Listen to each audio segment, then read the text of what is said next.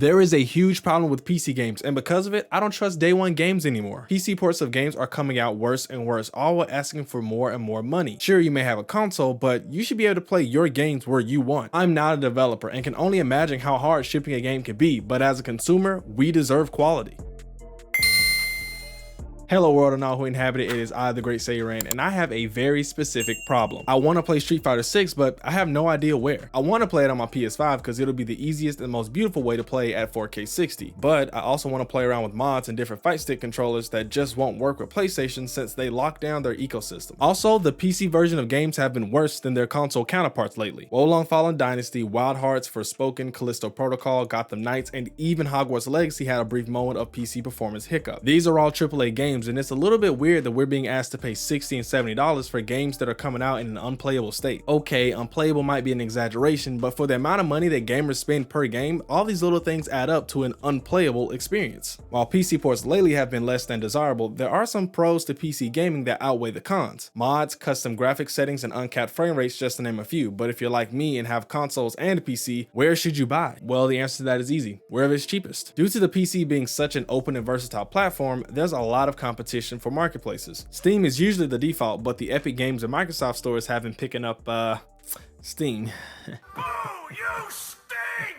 Aside from that, there are a bunch of stores that will sell you the games at a discounted rate, like GOG. Sometimes these are keys that you would redeem in Steam, and other times they're coming straight from that marketplace, so you have to download that launcher, and that can be a bit annoying. On the flip side, consoles each have their own marketplace, like the PlayStation Store, the Xbox Store, and the Nintendo eShop. Some of these stores allow digital purchases from other places, but PlayStation specifically doesn't. But you can still get all physical media from wherever at whatever cost, or even no cost. On the digital side, you're at the mercy of the platform holder. Being an all-digital gamer, I have to hop on sales a bit more frequently than someone who could, say, borrow a game from a friend, but that's a whole other topic. PCs may have cheaper games, but consoles usually have the better quality because their innate certification process. Console manufacturers feel as though a broken game reflects them directly because it's on their storefront, so they have certification processes to make sure games run at an acceptable level. Some games eke through, but honestly, we don't know what that acceptable quality threshold is. You may never buy a PS5 game that's 720p at 20 frames per second, but if that's Sony's bare minimum for their store, then a publisher could sell a game in that state, and whatever happens after that is on the consumer. Another huge benefit to PC gaming are mods. They are incredibly funny and also incredibly cool. Modding your favorite game to add tweaks to gameplay or just insert Thomas the Train is a cool way to express yourself and usually won't get you in trouble with the OG developers. This also comes in handy when a company releases a game with poor optimization and the modding community has to come behind them and fix it. While this is an extremely useful tool, we as consumers shouldn't have to come behind developers and fix their games. We buy games to play them, not write code for them. Well, at least I don't. While PC games can be poked, prodded, and tweaked, console games are usually whatever you're given. Devs can and do release performance patches, but you're really at the mercy of those developers. Like with Pokemon, the performance is still horrible, but there's nothing we can do about it on the Switch. I haven't even 100%ed the Pokedex because I can't bring myself to finish that game with all the performance issues and glitches. This game has been dumped online, and if you look hard enough, you can find a playable version of it on PC, but I'm not condoning that, just explaining the measures that some have taken. I guess I'm harping on performance and how PC games can sometimes take a backseat to console games, but honestly there are some really solid games that work better on PC than they do their console counterparts, like one of my favorites, Apex Legends. I put nearly 500 hours into Apex Legends on my PS5 before I got a gaming PC. Once I was able to hit 120 FPS in game, it was a clear cut above what the PS5 version offered at the time. Also, I could use whatever third-party controller that I wanted that had whatever unique functionality I needed that PlayStation wouldn't allow to sync with their devices. This also comes full circle as to why I really want Street Fighter 6 on PC. Like I mentioned, there are so many additional ways I can have fun with this game, but no offense to Capcom, I'm just not too confident on PC releases right now. PC performance comes by brute forcing with decent hardware. There is some optimization involved, sure. It can be easy making one product work across a million different combinations of hardware, and I don't want to take that away from the developers, but console optimization is generally easier. It's the same exact piece of hardware just owned by millions of different people, and we can tell by all the ridiculous spec requirements that Sony's first-party games require just to run properly on PC. PlayStation is known to optimize their games very well on their platforms. Sure, a few of us will find a way to break the game, but it's usually something fixable. Consoles can brute force their way through games sometimes as well, but it's not a pretty sight. Given the time it takes for games to be developed and released nowadays, it's kind of wild that there isn't an internal team stress testing for quality before the games are released. If a game was borked on console and PC, it's usually a wash of a game versus being a bad port to one specific platform. So where should you game? Honestly, and I know this is a cop-out, but you should game wherever you can. The best gaming device is the one you're using. If a game runs better on PS5 but you only have a Switch, well, at least experiencing the game on Switch is better than not experiencing the game at all. If you have a PC but you're like me and playing games portably fits better into your lifestyle, then sacrificing image quality and frames for something that fits better into when and how you play is worth it. I love gaming and I want more people to experience gaming, but I want that experience to be a quality one. Dev teams and publishers are spending more and more money to get these games out the door, and the longer they take, the more money they spend. A small team can handle bug fixes, so it may be why they push games out prematurely. The bigger team overall can focus on other projects, while that small team can focus on the mess that the big team made. What do you think about PC games versus console games, and what platforms are you buying your games on, if you're even buying them at all? Let me know down below.